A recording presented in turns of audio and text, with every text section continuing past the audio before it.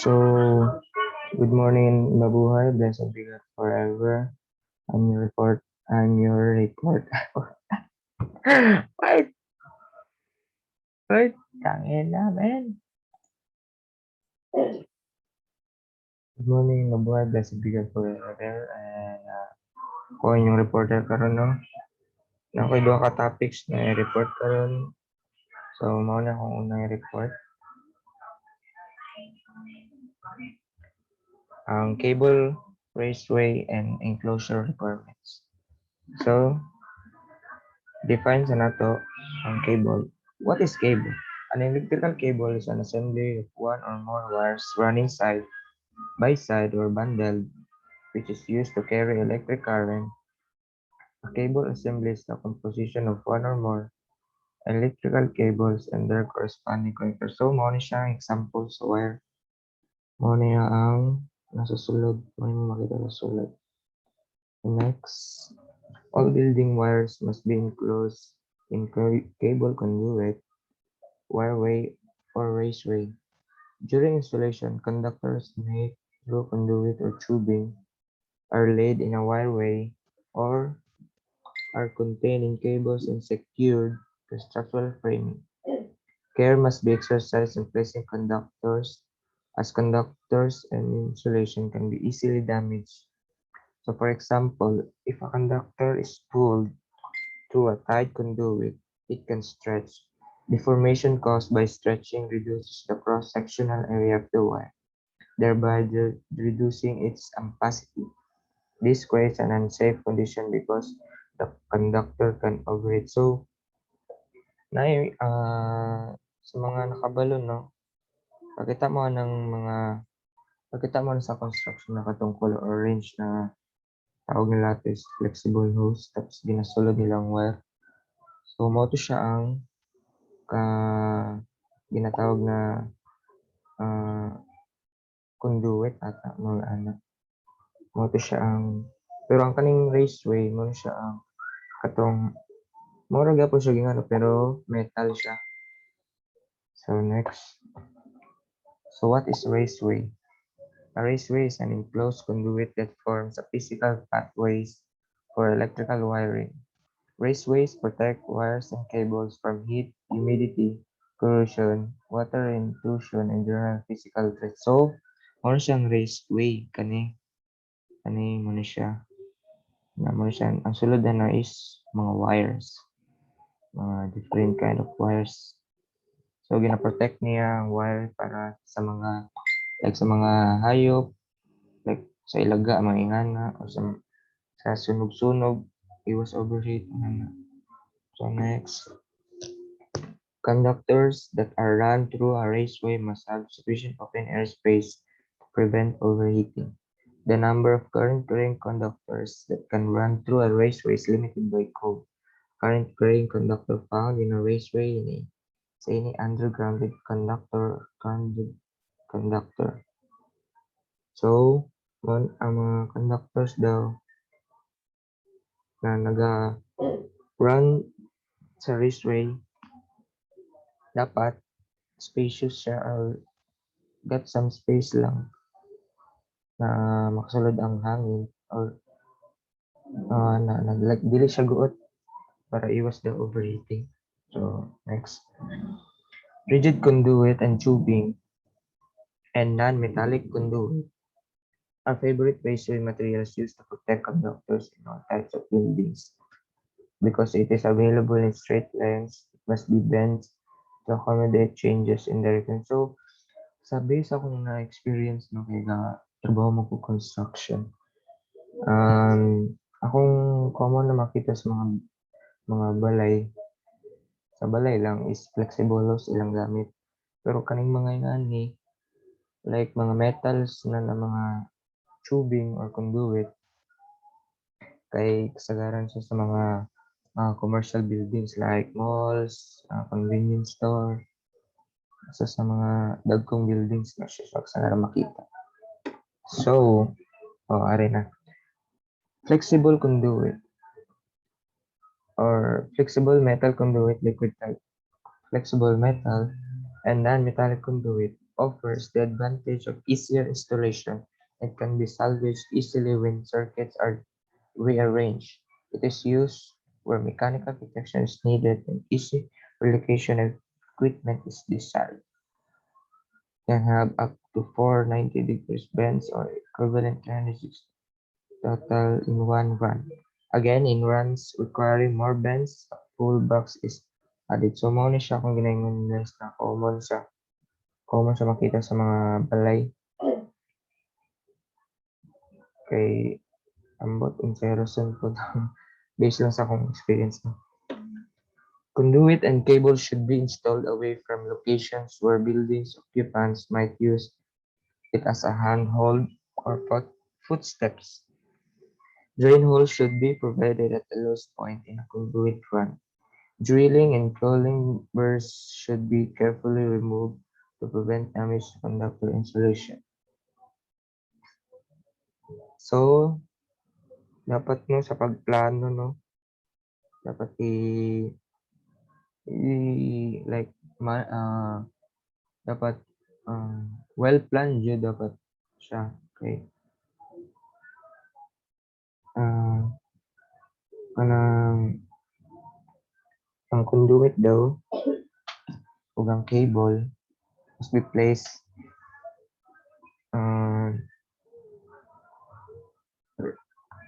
kanang safe siya sa kanang like layo siya sa kanang halimbawa pag may mag-drill kanang dapat like sa foundation o nga dapat safe na siya sa safe place na layo siya sa dili siya maigo sa pag-drill or sa bang klaseng pag-convert na ma-apekto sa iya. So, what nonsense ako. Enclosure requirements.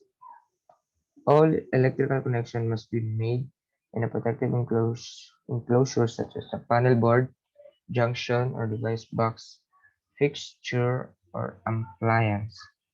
Every switch, outlet, and connection must be contained in an electrical box, and every lighting fixtures must be mounted on a box. So, wala akong kabalo sa purpose sa junction box, pero based akong makita kay dito kasagaran magtagpo-tagpo ang mga like ang mga wire nagikan sa outlet, ang mga wire nagikan sa sa sa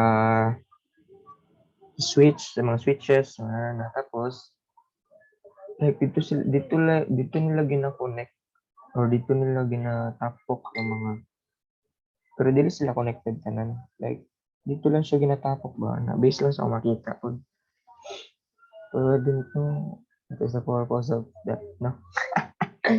So electrical all wiring must begin or terminate at a panel board or in a box that is housing a switch, luminaire connection, receptacle, conductor junction, or some similar thermal fitting. Junction boxes must be mounted so that the blank cover plate is visible and readily accessible. All electrical boxes secured must be adequately secured to the building structure. So next, the typical trade practice is to install octagonal and round boxes for lighting outlets and to install rectangular and square boxes for switches and receptacle outlets. Round boxes are normally installed overhead for lighting installations. However, almost any box can be used for any purpose. Conductors in an electrical box must have sufficient open air space to prevent overheating. Thus, the more conductors in or the conductor size, the bigger the must be. The capacity of a box in cubic inches is determined by its length, width, and depth. An increase in one or more of these dimensions increases box capacity. Some boxes are designed so they can be gained age together to increase possibility. So balik-balik yung ano no, yung like sa requirements niya no, na kailangan daw na ang electrical box must have sufficient open air to prevent overheating. So, malong na guys ang report sa first topic. So, next topic na. My next topic is branch circuit requirements. Branch circuit requirements. A building electrical system consists of several circuits that extend out from the switchboard or panel board.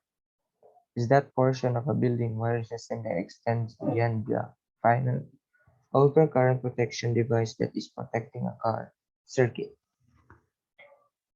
and it provides power from a circuit breaker or fuse in the panel board to single or multiple points of use called outlets. An outlet is a point in a wiring system where current is taken to supply an appliance, piece of equipment, or lighting installation. A branch circuit is composed of an overcurrent protection device, fuse or circuit breaker, wiring, and one more outlets. So next, these are the types of branch circuits.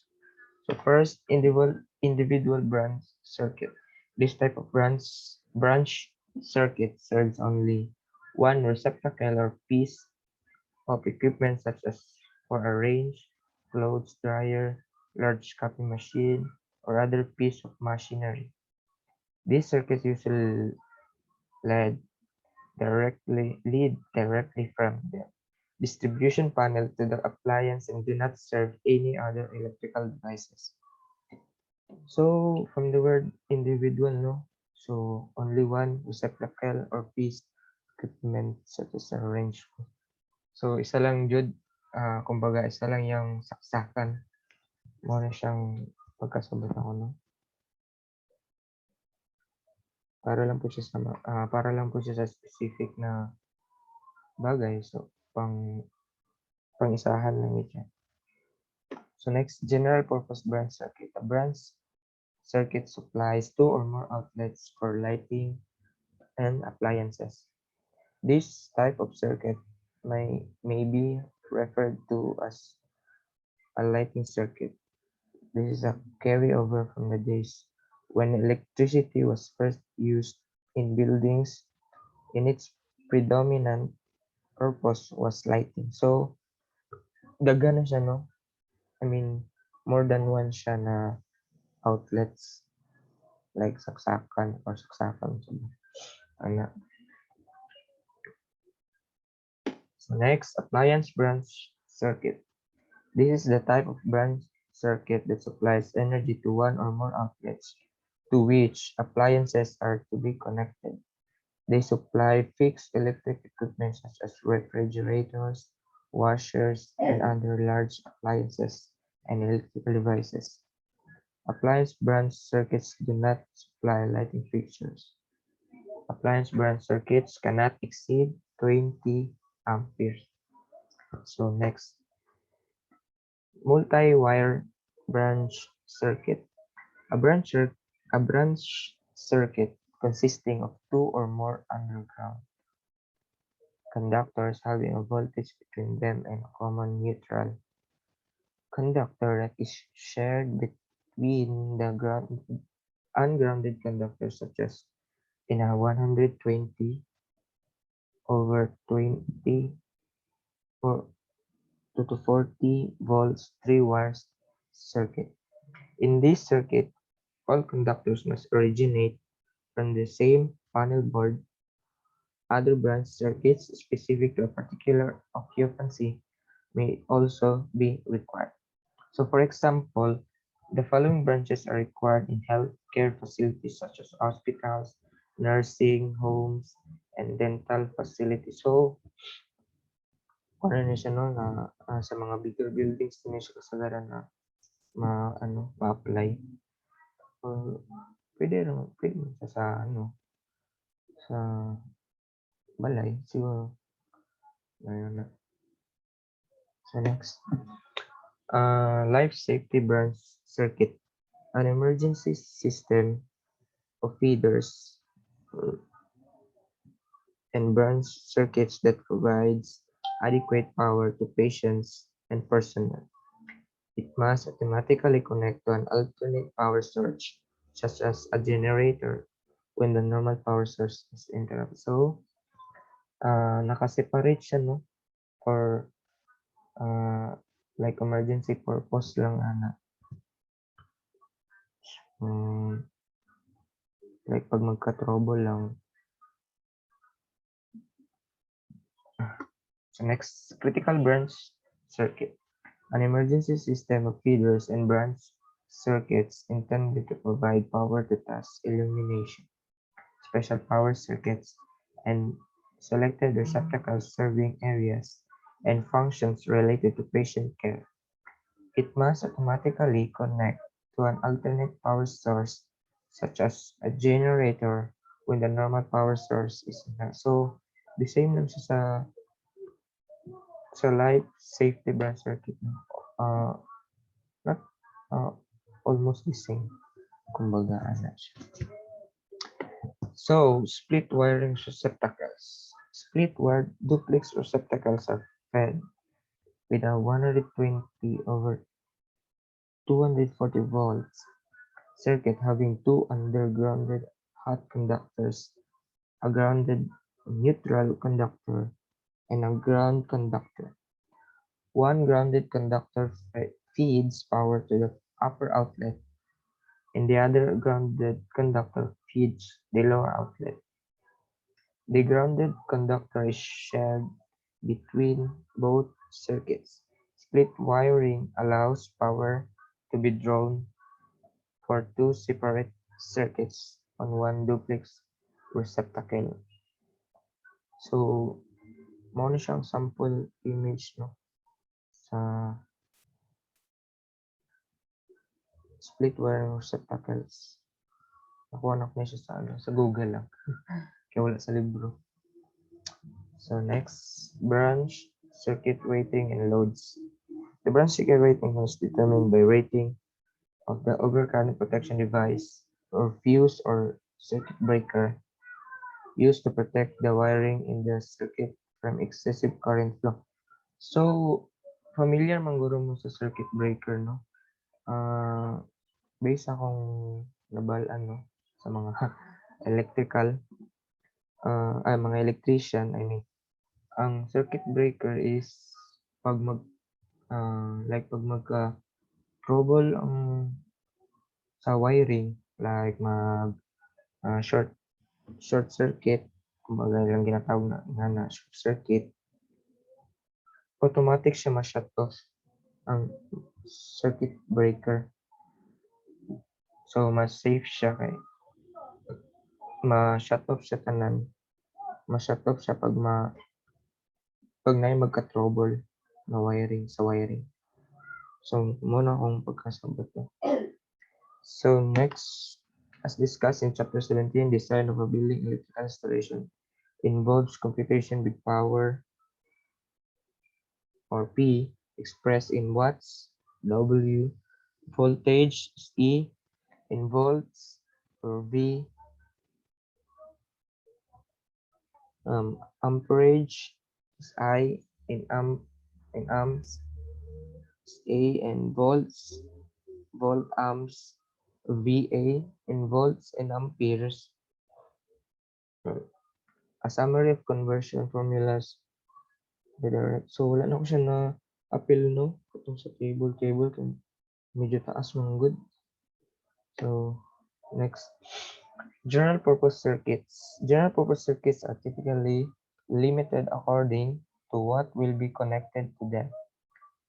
So, number one, when a general purpose circuit feeds fixed appliances and luminaries or portable appliances, the total of the fixed appliances should be no more than 50% of the branch circuit rating. So assuming a 15 amps, 120 volts branch circuit, it would have a maximum rating of 15 amperes. Multiply by 120 volts and 118 volt amps. In this case, the fixed appliances would be limited to 900 volt amps, leaving the other 900 volt amps available to supply luminaries of portable appliance, also served by the branch circuit. Second, a 20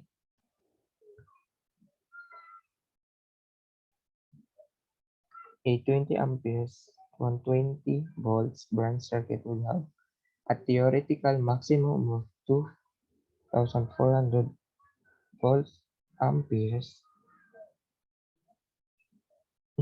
but it is common practice to limit the connected load to 80% of the circuit rating. Refer to the table 92. So naagin sa kanan sa table sa table na nasa libro guys na wala lang din ako na-upload. So when the load in the circuit will be continuous operating load for store lights, the total load should not exceed 80% of the circuit rating. The lighting load must include any ballast transformers or auto transformers which are part of the lighting system. Because a 15 amperes branch has a full rating of 1,800 volt amps, the limit would be 80% or 12 amperes and 1,440 volt amperes. So next, when portable appliances will be used on a general purpose circuit, the limit for any one portable appliance is 80% of the branch circuit rating. In commercial applications, convenience receptacles are computed at a load of 1.5 amperes or 180 volt amperes per receptacle and are limited to 80% of the rating. This limits a branch circuit serving only receptacles to its rating divided by 11 over 2 amperes. So for example, a 15 ampere circuit is limited to a maximum of 8 outlets and a 20 ampere circuit to 10 outlets. So, mo siyang example image guys na based sa libro. Ang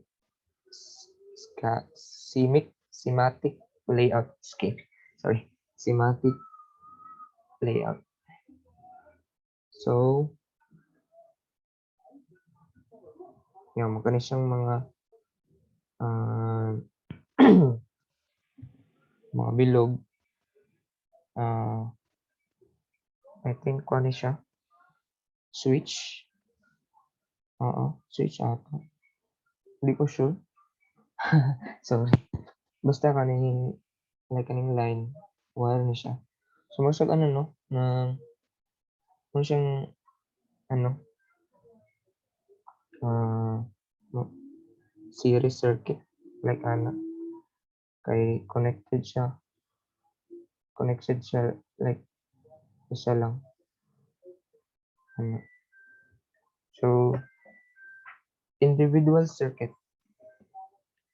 These circuits provide power to a single outlet such as receptacle serving a range, clothes dryer, although there are no size limitation for individual circuit weight. Appliances and equipment rated at above 25 amperes must be placed on a separate individual circuit because of the 50% maximum single load limitation in general purpose circuiting. So, sa individual circuit, no, appliances and equipment rated at above 25 amperes must be placed on a separate individual circuit because of different maximum single. So limitation, may limit siya, no? May limit siya na ano, maximum only maximum of 50% load, single load in general purpose circuiting. So next, general individual circuits are required to follow appliances and equipment. Muna siya mga examples, no? Like kitchen range, oven, microwave, waste disposal, dishwasher, clothes washer, clothes dryer, etc. Appliance circuits. These circuits are two or more outlets to which only appliances are connected. So, obvious siya, no? Sa mga appliances lang din siya. Specific.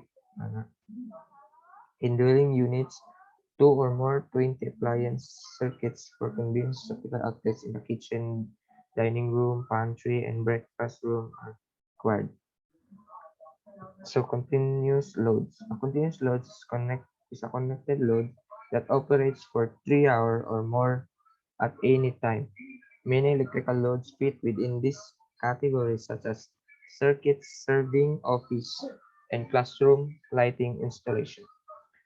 In determining a circuit rating, most loads deemed continuous must have a circuit rating calculated at 125% of the circuit's connected load. So, ang continuous load daw, operates siya for 3 hours or more than 3 hours pa, or more. 3 hours or more.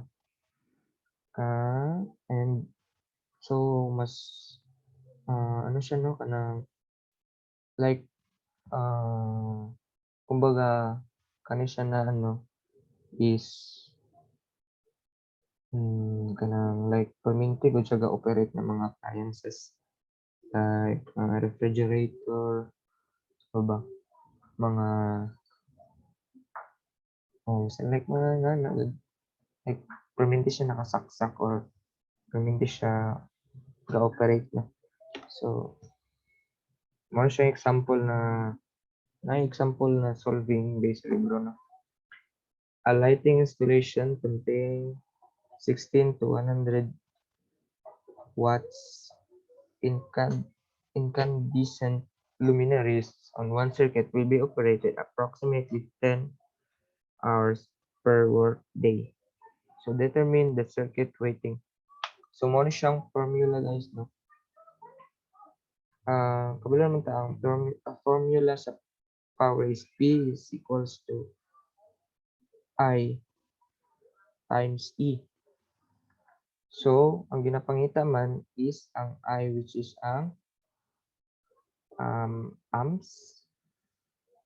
So, ang amps. So, mo siya, guys, gi-convert siya, no? So, nahimo siyang I is equals to P over E. The power is 2000 volt amps over 120 volts. So, na-cancel ang volts. So, nahimo siya. Ang units is amperes. And the answer is 16.7 amperes. So, at 20 ampere circuit breaker is the closest circuit breaker available for overcurrent protection. The rating for this circuit is 20 amperes. So another way of looking at this is that the connected load on a continuous load circuit should not exceed 80% of the individual circuit rating. So di daw siya mag-exceed 80% sa individual na circuit rating. So thus the maximum continuous load on a 20 ampere circuit is 16 amperes.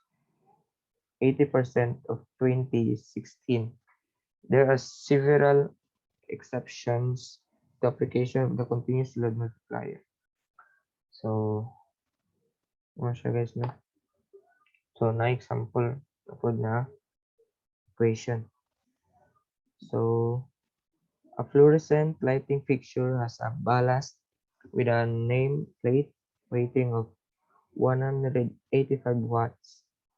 Determine the number of such fixtures that can be connected to a two-wire circuit protected by a 20 ampere circuit breaker if the fixtures are used in an office building where they will be on for 8 hours continuously each day.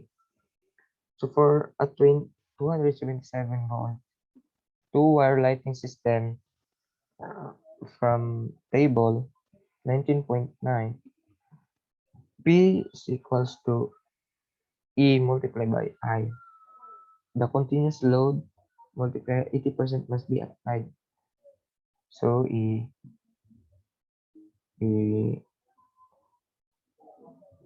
ang value sa E is 277 volts times 20 amperes. So times 80% is equals to 44 4,432 volt amps. So and then divided by 185 volt amps. So ang answer is 23.96.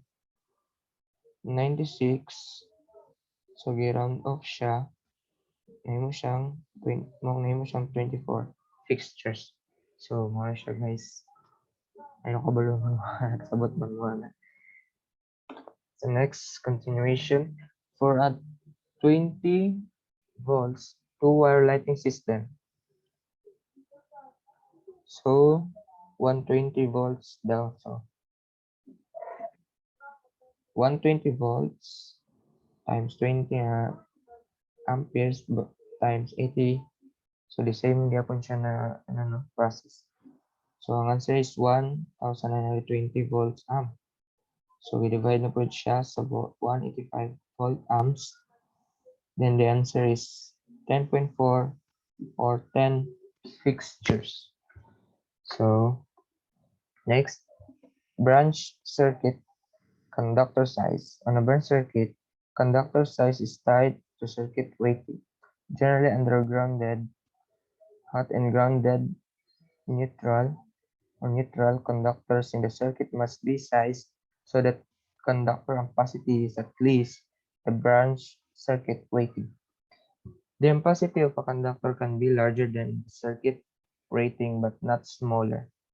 For example, the number 8 AWG copper conductor with THW insulation that will be used in a 120 volts two-wire circuit in an environment with an average ambient air temperature of no greater than 86 degrees Fahrenheit or 30 degrees Celsius has an ampacity of 50 amperes. It can safely carry up to 50 amperes without overheating. So next, residential branch circuit wiring. Type NB cable is the most widely used wiring method in residential dwellings. NM cable must have 194 degrees Fahrenheit or 90 degrees Celsius conductor insulation rating, which is designated by B on the cable shaft. Typically, AWG number 12 and AWG number 14 are used for receptacle and lighting circuits. AWG number 10/2 is common 10 or 2 is commonly used for electric water heaters.